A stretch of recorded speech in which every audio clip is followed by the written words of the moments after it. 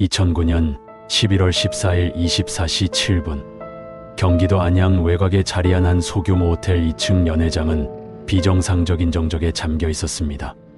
불과 1시간 전까지만 해도 이곳은 술잔이 부딪히는 소리와 오랜만에 만난 사람들의 웃음으로 가득했습니다.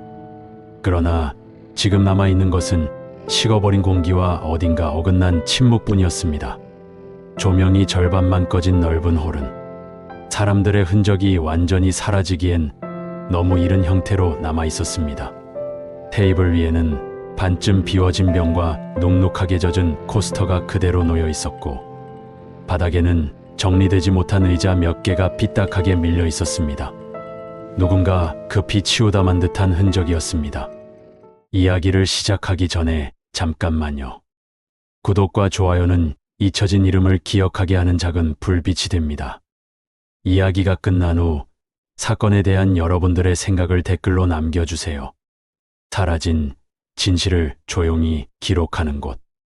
그날 남겨진 기록입니다. 이 이상한 정적을 설명할 핵심은 따로 있었습니다. 연회장 우측벽과 세 번째 테이블 사이. 그 좁고 애매한 통로 바닥에 남자가 한 명 쓰러져 있었습니다. 남자는 오른쪽 어깨로 기울어진 자세로 누워 있었으며 셔츠의 두 번째 단추가 뜯기듯 벌어져 있었습니다. 왼손은 가슴 위를 붙잡듯 굳어 있었고 입술은 미세하게 벌어진 상태였습니다. 외상이나 출혈은 보이지 않았지만 왼쪽 목 아래에는 흐릿하게 눌린 자국이 남아 있었습니다. 싸움이라기엔 흔적이 너무 적었고 자연사라기엔 정황이 너무 불길했습니다. 그 남자의 이름은 박준호, 만 28세였습니다. 식자재 유통업을 운영하며 지역에서 빠르게 사업을 확장하던 청년 사업가였습니다. 이날 이 자리를 마련한 것도 그였습니다. 중학교 동창회였습니다. 그는 초대한 사람이었고 끝까지 남아 뒷정리를 하던 사람 중 한 명이었습니다. 그리고 시신으로 발견된 사람이었습니다.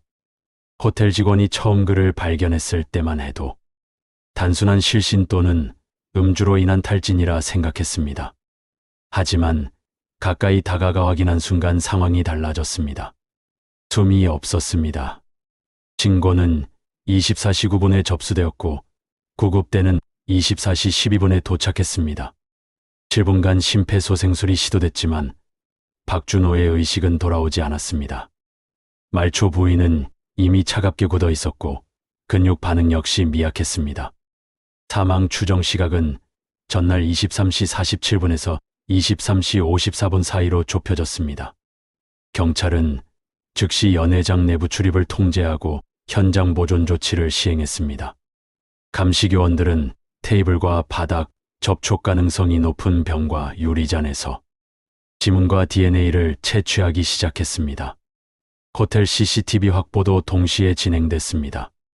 그러나 감식 결과가 나오기도 전에 형사들은 강한 이질감을 느낄 수 있었습니다. 현장이 너무 정리되어 있다는 것이었습니다. 넘어지며 끌린 자국이 거의 없었습니다. 유리잔도 쓰러져 있지 않았습니다. 하지만 눌려 있던 흔적은 있었습니다. 카펫 한가운데에서 길이 약 32cm, 폭 18cm 크기의 아픈이 발견되었습니다. 이는 누군가를 짧게 제압하거나 몸이 땅바닥에 밀착되며 버틴 흔적과 유사했습니다. 더욱 이상한 점은 주변 가구가 이 아픈을 피하듯 자연스럽게 정돈된 모양으로 존재한다는 점이었습니다. 경찰은 이 현장을 보고 곧바로 판단을 내렸습니다. 이건 단순 사고가 아니었습니다. 누군가 의도적으로 흔적을 통제했습니다. 테이블 아래쪽 바닥에서는 짧고 얕은 미세 스크래치가 여러 개 발견되었습니다. 일반적인 발자국이나 테이블 이동 흔적과는 다르게 한 방향으로 짧게 밀린 자국이 반복되어 있었습니다. 이는 보통 몸을 끌거나 제압할 때 생기는 패턴에 가까웠습니다. 게다가 테이블 번호 3번의 의자 하나는 다른 의자들과 다르게 뒤로 밀려 있었고 카펫 결이 역방향으로 약 5cm가량 쓸린 형태가 눈에 띄었습니다. 감식반은 조용히 말했습니다. 실랑이가 있었던 것 같습니다. 다만 상당히 짧고 조용했을 가능성이 있습니다. 경찰은 즉시 타살 가능성을 전제로 수사를 전환했습니다. 호텔 측에서 확보한 CCTV에는 동창회 인원들의 동선이 대부분 기록되어 있었습니다. 23시 8분부터 다수가 귀가하기 시작했고 23시 17분에는 12명이 남아 있었습니다. 23시 29분에는 7명, 23시 34분에는 4명이 남아 있었습니다. 그리고 23시 41분 박준호가 단독으로 포착된 장면이 마지막 생존 장면이었습니다. 24시 7분에 쓰러진 상태로 최초 발견되었습니다. 23시 41분. 이것이 사건 해결의 핵심 시간이라는 건 누구나 알 수 있었습니다. 하지만 이상한 건 따로 있었습니다. 마지막까지 남은 3명 중 2명은 시신 발견 전 자리를 떠났고 마지막 1명은 어디에도 포착되지 않았습니다. 그는 CCTV에도 잡히지 않았습니다. 프런트 데스크에도 들르지 않았습니다. 주차 기록도 없었습니다. 택시 블랙박스에도 등장하지 않았습니다. 존재가 지워진 사람처럼 흔적이 없었습니다. 그 사람이 바로 이민석이었습니다. 박준호와 가장 마지막까지 함께 있었던 사람은 바로 이민석이었습니다. 경찰은 그를 즉시 참고인 신분으로 불렀지만 전화는 꺼져 있었습니다. 거주지를 방문했지만 인기척이 없었습니다. 직장에 문의했지만 사건 전날 갑작스러운 사직 처리가 되어 있었습니다. 은행 계좌는 사건 당일 현금 인출 후 사용 기록이 없었습니다. 그는 사라졌습니다. 흔적이 너무 없었습니다. 그리고 동시에 또 하나의 충격적인 결과가 나왔습니다. 국과수 1차 부검 소견은 질식이 의심된다는 것이었습니다.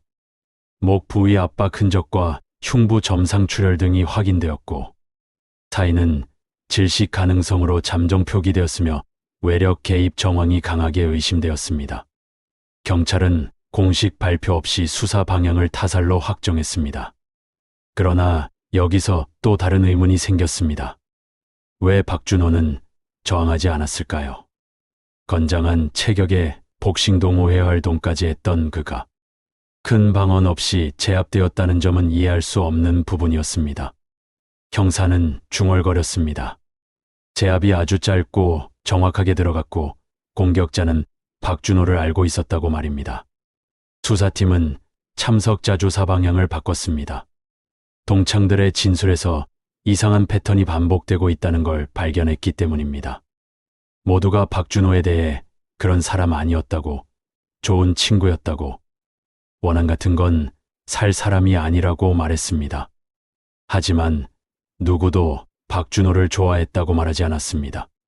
추가 질문이 들어가면 모두 말을 피했습니다. 학창 시절에 대한 질문에는 굳이 그 얘기를 해야 하냐고, 그냥 옛날 일이라고, 다 지난 일이니 묻지 말아달라고 답했습니다. 모두가 뭔가를 숨기고 있었습니다. 그리고 누구도 박준호의 과거를 말하려 하지 않았습니다. 그때 수사팀에 익명의 전화가 걸려왔습니다. 박준호가 학교 다닐 때 어떤 사람이었는지 알아보셨냐는 질문이었습니다. 그 말 한마디로 이 사건은 완전히 다른 방향으로 흘러가기 시작했습니다. 경찰은 처음으로 이 사건이 현재가 아닌 과거에서 시작됐을 가능성을 검토하기 시작했습니다. 이때까지 조사에서 한 번도 등장하지 않았던 단어가 수사 기록에 처음으로 등장했습니다.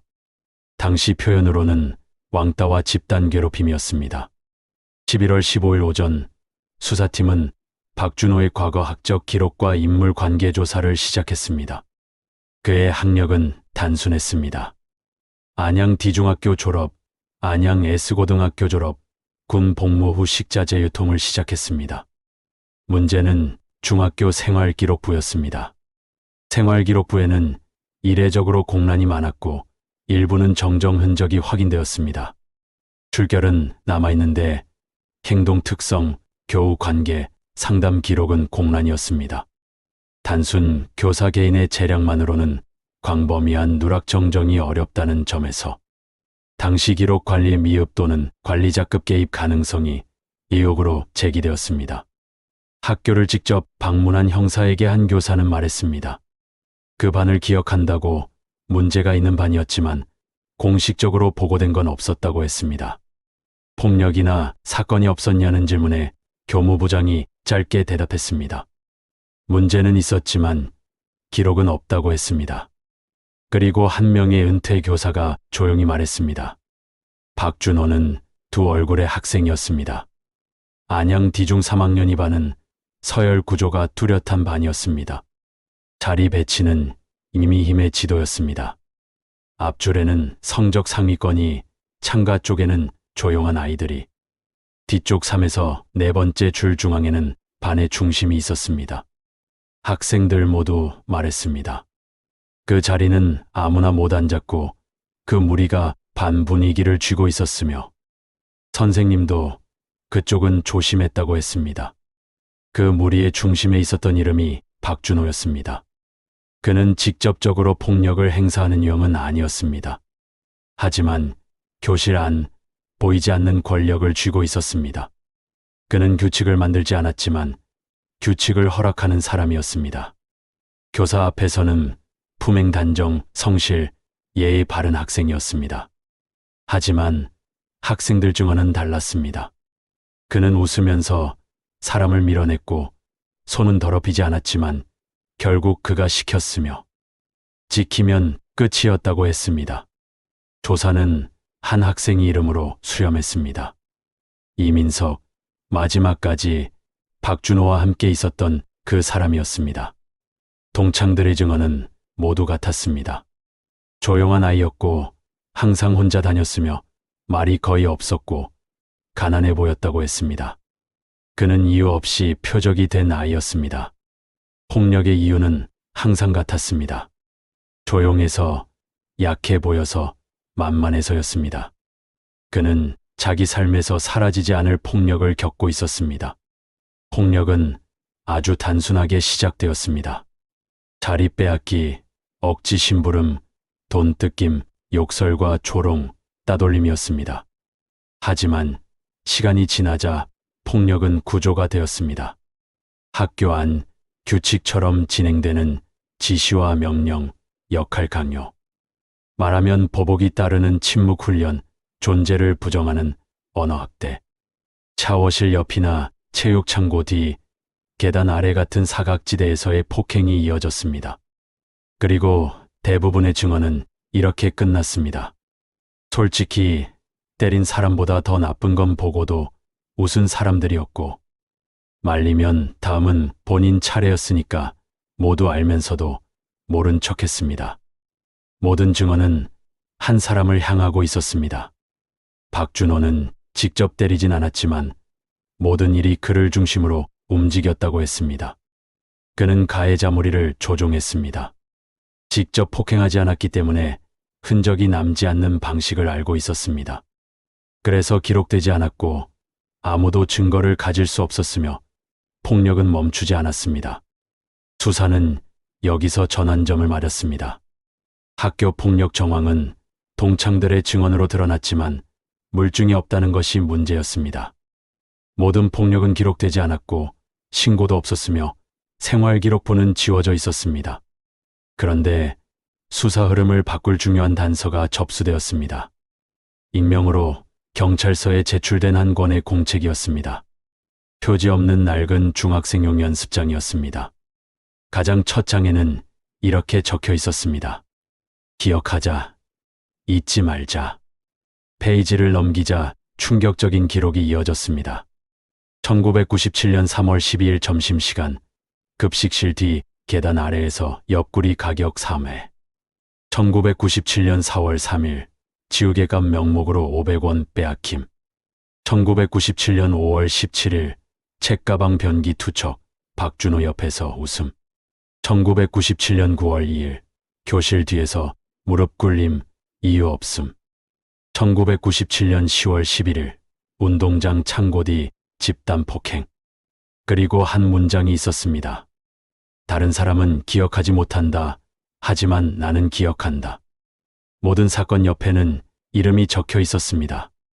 몇몇 동창 이름, 몇몇 교사의 이름, 그리고 반복되는 이름 하나, 박준호였습니다.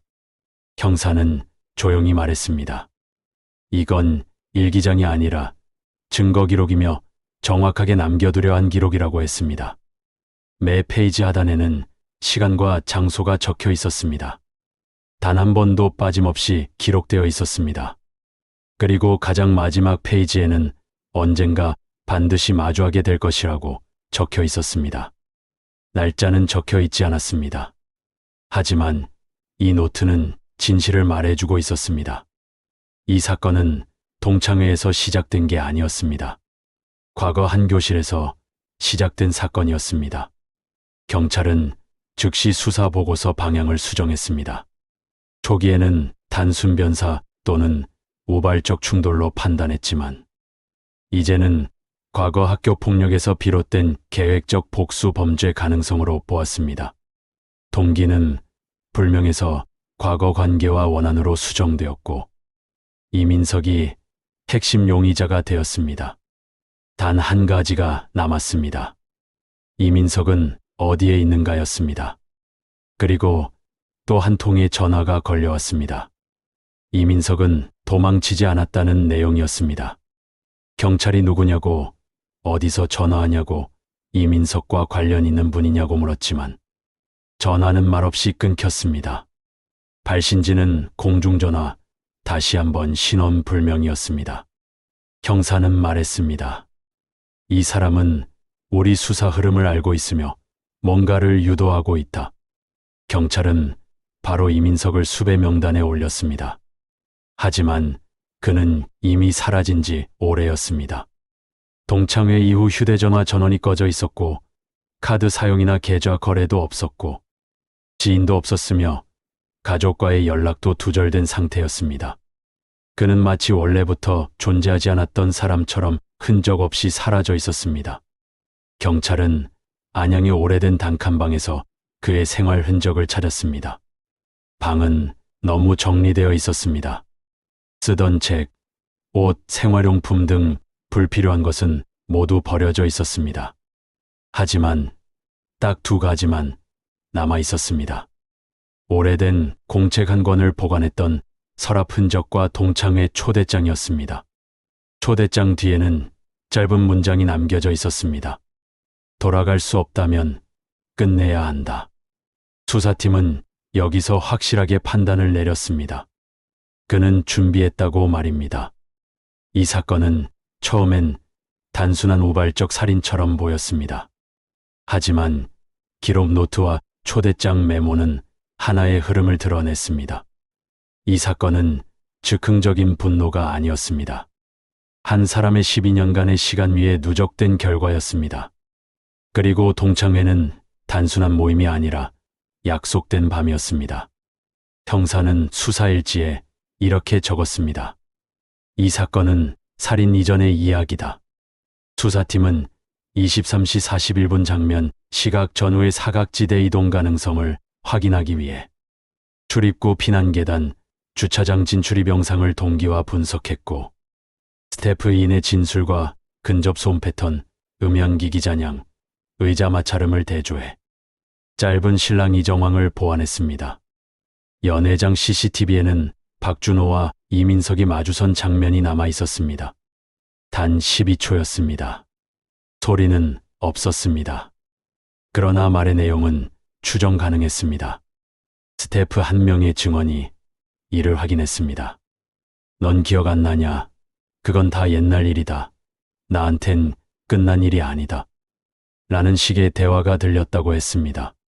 한 사람에게는 끝난 일이었지만 다른 사람에게는 끝나지 않은 일이었습니다.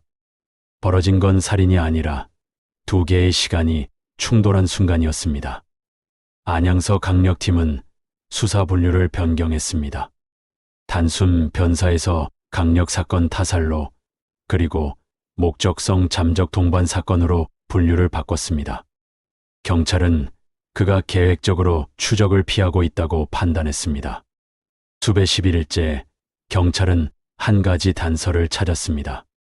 이민석이 사건 전 한 달간 도서관에서 특정 도서를 반복해서 대출했다는 기록이었습니다.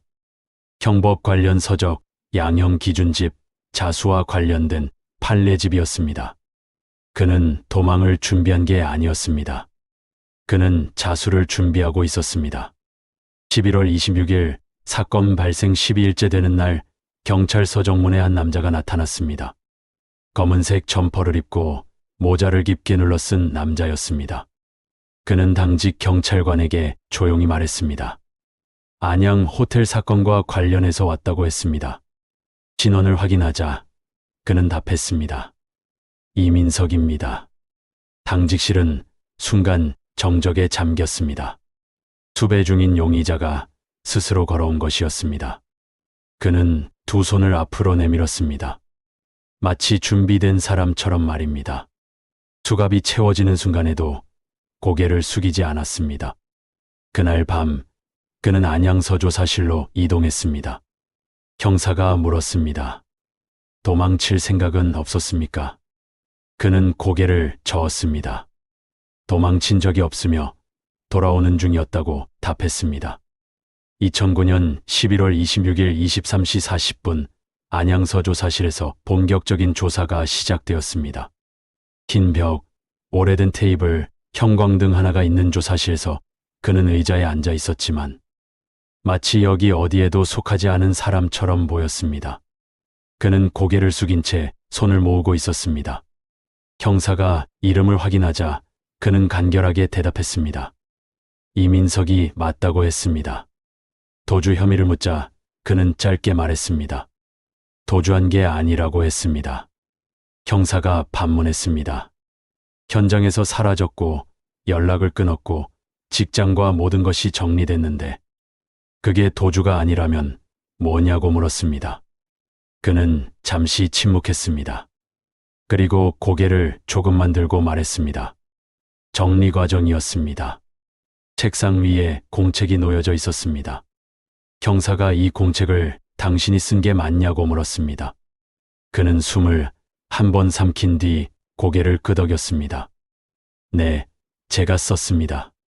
언제부터 기록했냐는 질문에 중학교 3학년 초반부터라고 답했습니다. 왜 기록했냐고, 복수를 위해서냐고 묻자 그는 고개를 저었습니다. 복수하려고 쓴 게 아니라 잊히지 않게 하려고 쓴 것이라고 답했습니다. 그의 목소리는 낮았지만 단단했습니다. 사람들은 잊는다고, 시간이 지나면 다 잊어버린다고 했습니다. 가해자는 잊고 방관자는 외면하고 피해자는 결국 침묵하게 된다고 했습니다. 그래서 기록했다고, 그날은 없었다라는 말을 누군가 할까봐 가장 무서웠다고 했습니다. 형사가 당신은 그걸 왜 두려워했냐고 물었습니다. 그는 짧게 웃었습니다. 웃음이라기보다 숨이 새어나온 것 같았습니다. 제가 겪은 일이 사실이 아니게 되는 게 죽는 것보다 싫었습니다. 나 혼자 미친 사람이 되는 것 같아서. 형사는 공책을 펼쳤습니다. 모든 페이지는 날짜, 장소, 사건, 관련된 이름으로 기록돼 있었습니다. 그는 기록 방식에 대해 이렇게 설명했습니다. 사람은 감정은 기억해도 사실은 잊는다고.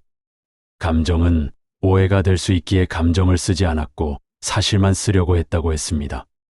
그는 기록을 살아남기 위한 증거라고 표현했습니다. 이건 누군가에게 보여주려고 쓴 게 아니라 내가 나를 속이지 않기 위해 쓴 것이라고 했습니다. 조사실은 조용했습니다. 그는 범죄자처럼 보이지 않았습니다. 그는 누군가에게 이야기를 들려주는 사람 같았습니다. 아니, 처음으로 이야기를 허락받은 사람처럼 보였습니다. 형사는 본론으로 들어갔습니다. 그날 밤 연회장에서 무슨 일이 있었는지 말해달라고 했습니다. 그는 피하지 않았습니다. 숨기지도 않았습니다. 잠시 눈을 감고 그날로 돌아가는 듯 말하기 시작했습니다. 저는 그 사람을 만날 것을 알고 있었고 피하려고 한 적 없으며 오히려 가야만 했습니다. 동창회에 참석한 이유가 그를 만나기 위해서였냐는 질문에 그는 확인하러 간 것이라고 답했습니다. 무엇을 확인하려 했냐는 질문에 이렇게 답했습니다. 그 사람이 정말 변하지 않았는지, 시간이 지나도 아무 일 없었다는 듯 살고 있는지, 정말 그럴 수 있는지 보고 싶었습니다. 그는 박준호와 나눈 마지막 대화를 천천히 되짚었습니다. 그는 저를 보자 웃었다고, 아주 자연스럽게, 마치 아무 일도 없었던 사람처럼 웃었다고 했습니다. 그가 먼저 잘 지냈냐고, 오랜만이라고 말했고, 그때 일 아직도 마음에 남아있냐고 물었다고 했습니다. 조사실 안의 공기가 무거워졌습니다.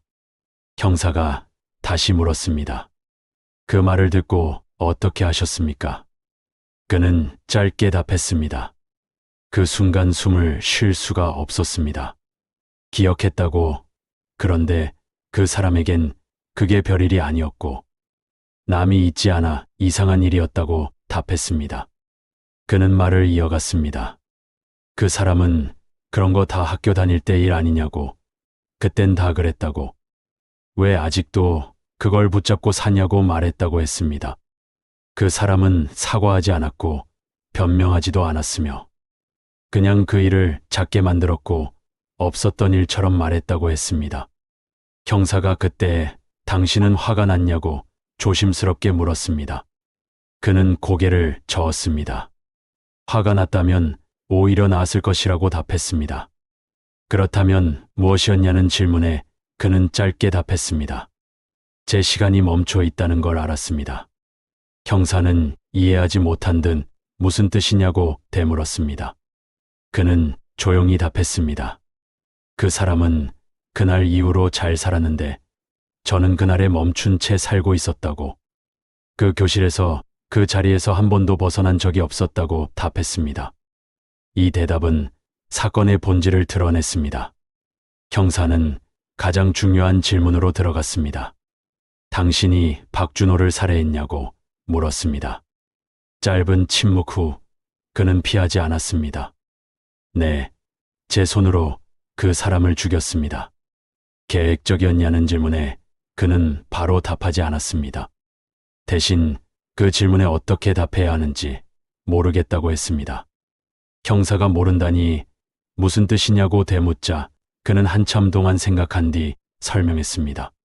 그날 무슨 일이 일어날지는 이미 오래전에 결정된 거였지만 그걸 계획이라고 생각하지 않았다고, 그날 일은 그냥 오래 미뤄졌던 일이라고 답했습니다. 형사가 흉기나 도구를 준비하지 않았던 이유는 무엇이냐고 물었습니다. 그럴 필요가 없었다고 답했습니다. 왜냐는 질문에 그건 싸움이 아니었기 때문이라고 정리였다고 답했습니다. 형사는 당신은 아기를 가지고 현장에 간 것이냐고 물었습니다. 그는 고개를 저었습니다. 아기는 짧은 감정이고 분노도 순간이지만 저는 12년 동안 그 사람과 함께 살았다고, 제 기억 속에서 살았다고 답했습니다. 형사는 박준호의 상태를 떠올렸습니다. 외상도 거의 없었고 방언도 크게 없었습니다. 당신이 박준호에게 손을 댔을 때 그는 저항하지 않았냐고 물었습니다. 그는 대답했습니다. 저항했지만 그건 몸이 반사적으로 한 움직임 정도였다고 했습니다. 그렇다면 왜 싸움 흔적이 없었냐는 질문에 그는 낮게 대답했습니다. 싸움이 되려면 두 사람이 싸워야 하는데 그 사람은 싸우지 않았고 끝까지 저를 사람으로 보지 않았으며 마지막 순간까지도 그랬다고 답했습니다. 이 문장은 조사실을 무겁게 가라앉혔습니다. 형사는 마지막으로 물었습니다. 당신은 박준호를 죽일 의도가 있었냐고 물었습니다. 많은 범죄자가 피하려는 질문이었습니다. 그러나 그는 피하지 않았습니다. 있었다고 답했습니다.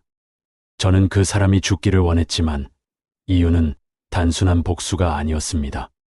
그 사람은 제 시간을 죽였고 제 삶을, 제 미래를, 제 목소리를, 그리고 제가 사람이었다는 감각을 빼앗았습니다. 그래서 그 사람을 죽였냐는 질문에 그는 조용히 고개를 끄덕였습니다. 조사실은 조용했습니다. 이것은 분노의 폭발이 아니었습니다. 시간이 만든 살인, 기억이 만든 결과였습니다. 형사팀은 공책을 참고 자료로 편철하고 CCTV, 현장 감식 결과 등 객관적 물증과 피의자 진술을 종합하여 이민석을 정식으로 살인 혐의로 입건했습니다.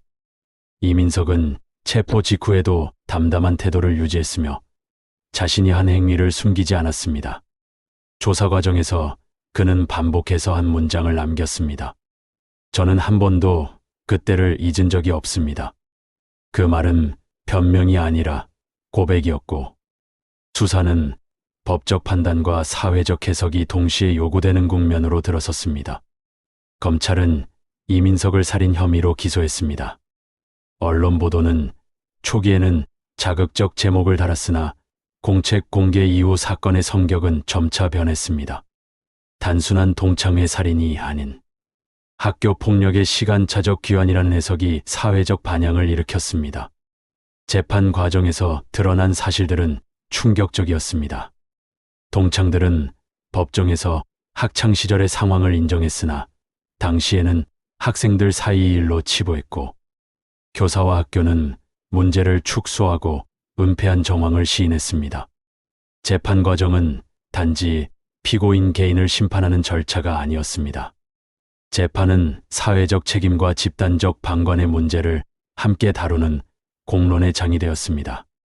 법정 증언에서 동창들은 공통적으로 우리는 알았지만 개입하지 않았다고 진술했습니다.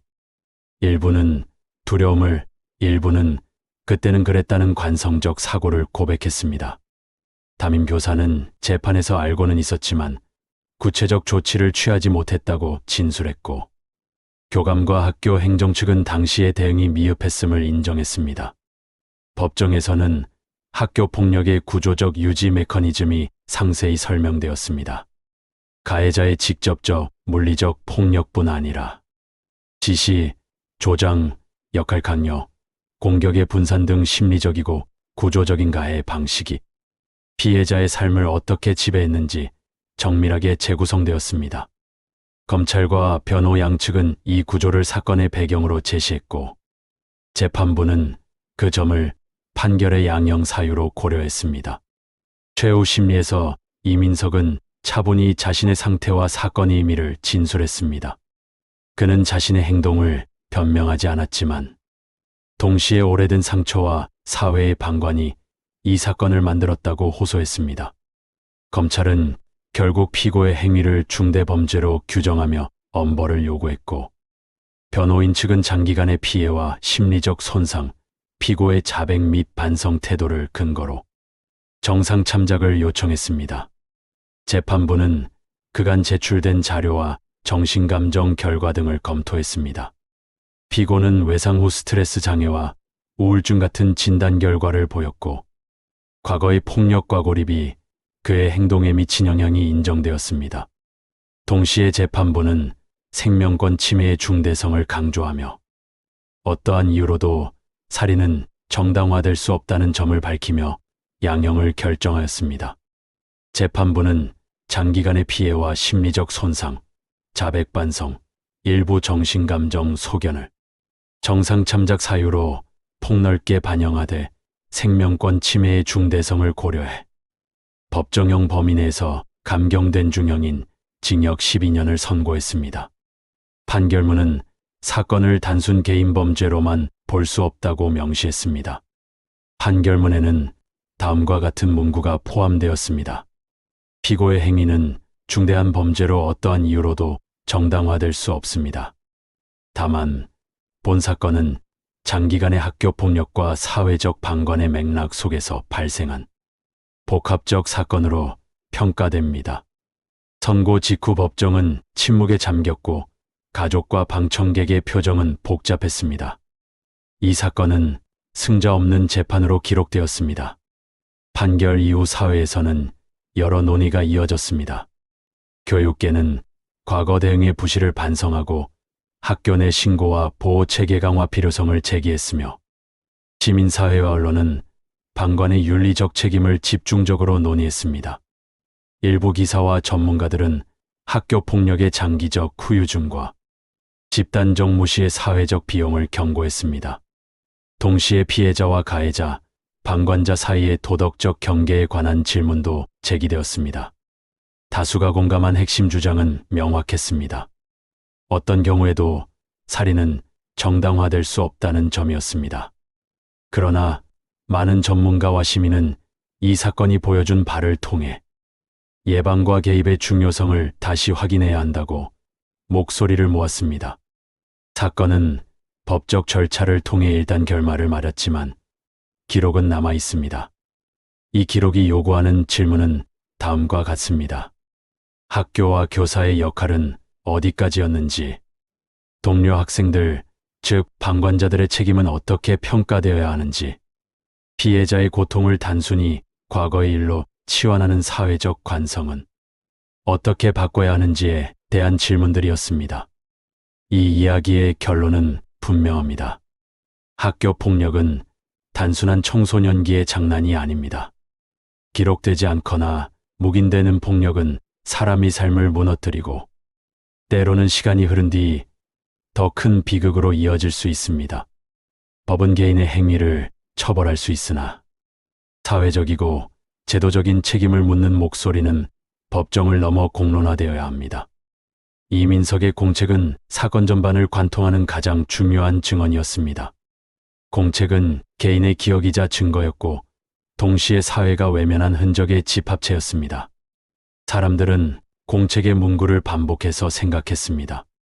기억하자, 잊지 말자. 그 문구는 단순한 외침이 아니라 경고였습니다. 이 사건은 다음과 같은 사실을 남겼습니다. 폭력은 직접적인 신체적 상처만으로 측정되지 않습니다. 말과 시선, 역할 강요와 구조적 배제는 사람을 서서히 파괴합니다. 방관은 폭력을 지속시키는 또 다른 힘입니다. 피해자의 고통은 시간이 지나도 사라지지 않습니다. 이 사건은 우리가 어떻게 그 폭력을 막고 치유할 것인지를 묻습니다. 그것이 이 기록이 존재하는 이유입니다. 이 이야기는 실제 사건에서 영감을 받아 재구성한 창작 콘텐츠입니다. 실존 인물 및 단체와는 무관하며 피해자 및 가족분들께 깊은 위로의 마음을 전합니다. 시간은 흘러가지만 기록은 사라지지 않습니다. 그날 남겨진 기록은 오늘도 한 사람의 이야기를 남기고 잊힌 이야기를 다시 세상에 전하겠습니다. 여러분의 구독과 좋아요는 그 기억이 이어지게 하는 힘이 됩니다. 시청해 주셔서 감사합니다.